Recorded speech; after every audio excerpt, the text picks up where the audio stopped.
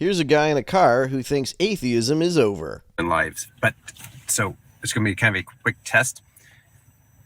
I want to talk today about atheism. I just dropped a YouTube short on that topic, and I've dropped longer videos on that a number of months ago. And I think it's an interesting topic because atheism promotes itself as being like very intellectual and promotes itself as having the answers.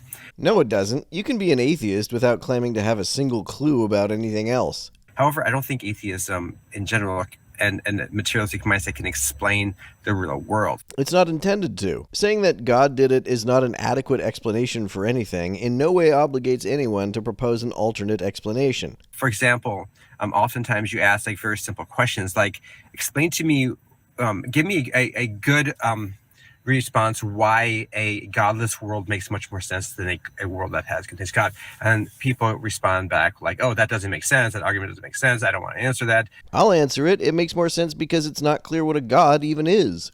Only the Christian has to answer. Only the theist has to answer. Atheists don't have to give response to that question. Well, that depends on whether they're trying to convince you of something. If they're not trying to convince you that there's no God, why would they have to answer that question?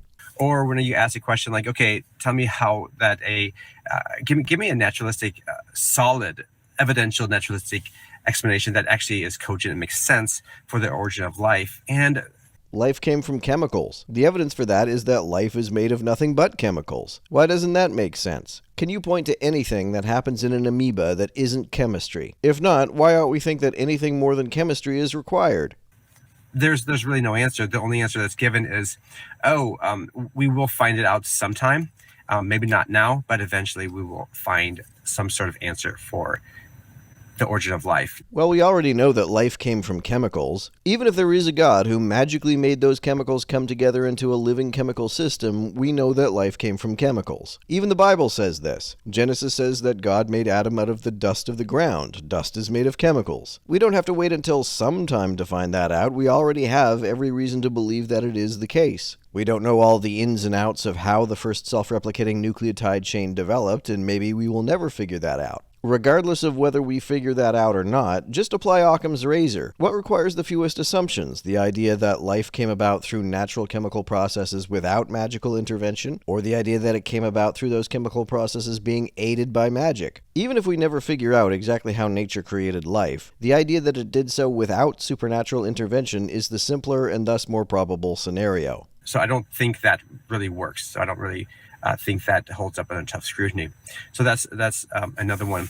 Also, I think that there's good reasons to believe that there is some sort of being outside of the universe. What does outside the universe mean? Do you mean that this being is in a different universe? A different space-time continuum? Or do you mean that this being exists independent of all space and time? If you mean the latter, then what does that mean? What does it mean to say that something exists, that it occupies reality, if it has no location in space or time at all? For number one, think of the biblical record of, let's say, we think about the topics of, let's say, prophecy. The prophecies of Jesus from Isaiah. Why would something have to exist outside of the universe in order to give accurate prophecies? And what prophecies about Jesus are in Isaiah? Do you mean the passage about the suffering servant in Isaiah 53? That one's not about Jesus, because Isaiah 41 specifies that the servant is Jacob, not Jesus. Or even the picture prophecies of the Old Testament. The what prophecies? Such as the Moses and Joshua prophecy, the picture prophecy of Jesus and the old law. We can think about Joshua. That's a picture of Jesus. I guess he means the idea that Joshua is a sort of foreshadowing of Jesus, because Christians draw some pretty vague commonalities between them, like Joshua led the Israelites into the Promised Land, and Jesus led them into spiritual salvation. That comparison is way too big a stretch to convince me that Jesus fulfilled any prophecy. We can think about the snake in the wilderness. In the Gospel of John, there's a passage that says, "And as Moses lifted up the servant in the wilderness, even so must the Son of Man be lifted up, that whoever believes in him should not perish but have eternal life." So because Moses lifted up a servant, that's somehow a prediction of the resurrection, I guess? These prophecies are taking some pretty huge hermeneutical leaps. We can think about Isaac being sacrificed on the altar. Did you even read that story, bro? In the end, Isaac was not sacrificed. These types of big picture prophecies really do seem to point to Jesus. How does a guy not being sacrificed point to Jesus? Then these happened thousands of years before Jesus came on Earth as a baby. Not only that is that there really are prophecies, other prophecies that literally describe Jesus in great detail, such as the great prophecies in Isaiah and other places. What prophecy in Isaiah describes Jesus at all, let alone in great detail? Do you mean the stuff that's explicitly about Jacob and not Jesus? Or are your hermeneutics so contorted that you interpret the story about Jacob to be about Jesus, like you interpret the story of Isaac to be about Jesus? By that logic, you could make just as strong an argument that Jesus' ascension into heaven is a prophecy about Muhammad riding into the sky on a magical horse, and therefore Islam is true. Such an inference would be no more absurd and no more a stretch. So that's another line. But Christianity can explain not only the origin of life really well, but also explains these prophecies. God did it is not an explanation, and many of the passages you cited aren't even prophecies at all. Another line of reasoning, too, I think is really important, is near-death experiences. Now, it's not just near-death experiences that seem to give good reasons for God's existence, or at least not so much God's existence, but at least the belief of that there is something more than the physical. But near-death experiences, like, for example, some of the great examples of these include, like, someone passes away on the table in a hospital and they get revived, and they've been out for, like, let's say 3 hours or 30 minutes or something like that. And they come back and they're like, hey, there is a shoe on top of the roof. And someone goes up on top of the roof and they find a shoe up there. So how did that person actually know there's a shoe on top of the roof?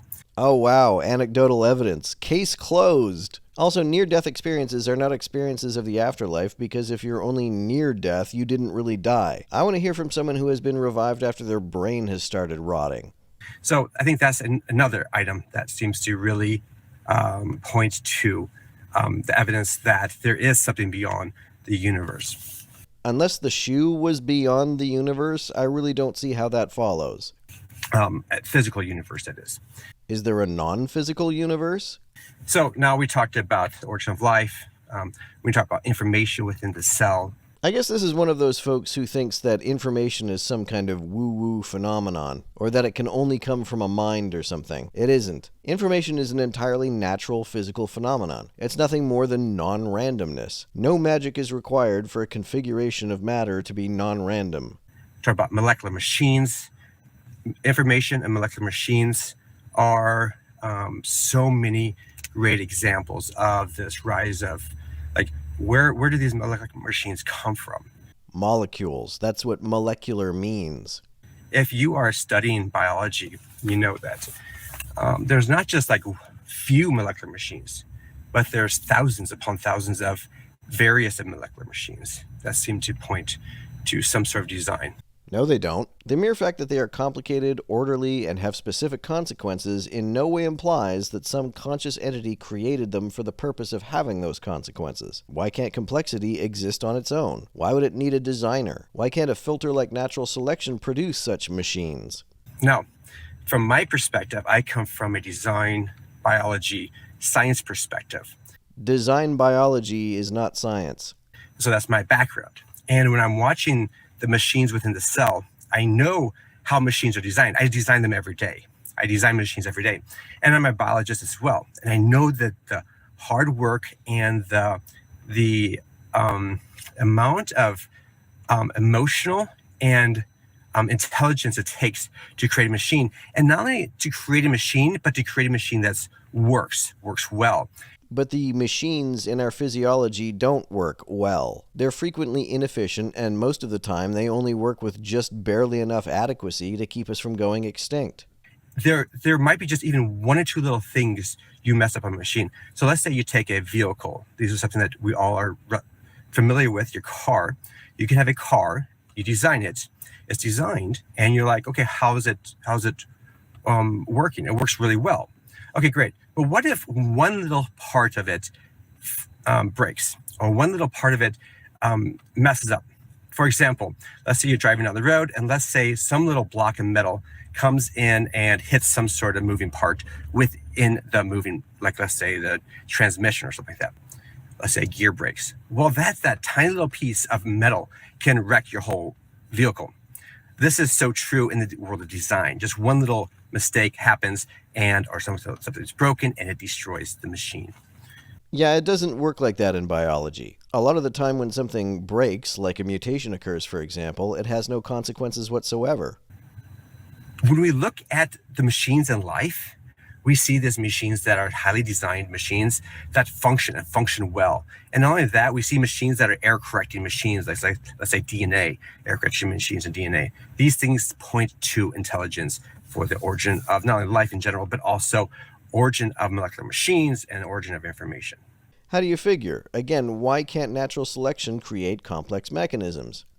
Okay, so there's a number of different items there I gave for why I think atheism doesn't explain it. And I think that the argument that God can explain it is much stronger than the arguments that, oh, there's some sort of blind naturalistic forces that are going to explain this. And hey, my favorite one is we just don't know. In fact, we do know how a lot of the complex physiological mechanisms evolved, but how does God explain it? Let's say God did create these things. How? By what mechanism? Magic? How does that work? Until you can answer that, you don't really have an explanation. So we think there's going to be some sort of naturalistic argument eventually.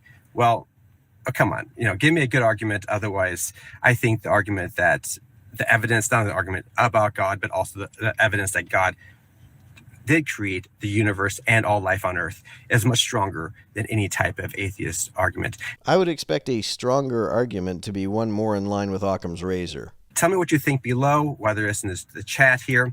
I'm seeing a lot of different comments coming on here. Keep grinding. You're doing great. Someone says, isn't there a value and accountability of external criticism? Such as Alex O'Connor. Sure. But atheism doesn't explain stuff.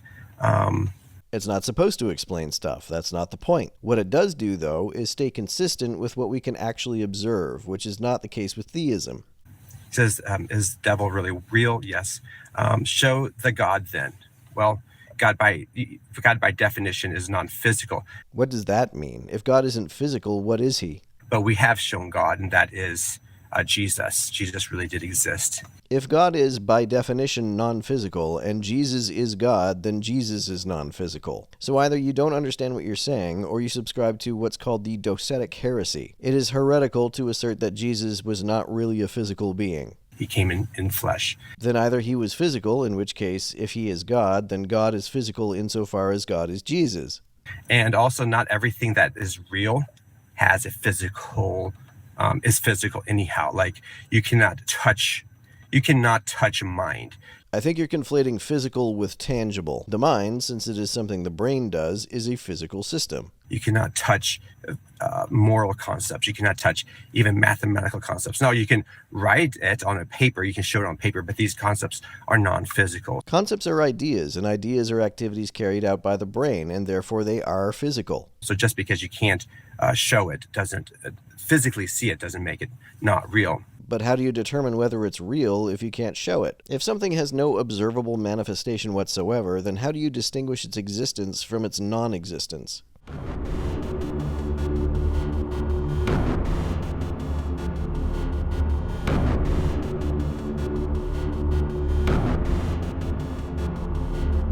To everyone who helps me out on Patreon, you're a big help. Thanks so much.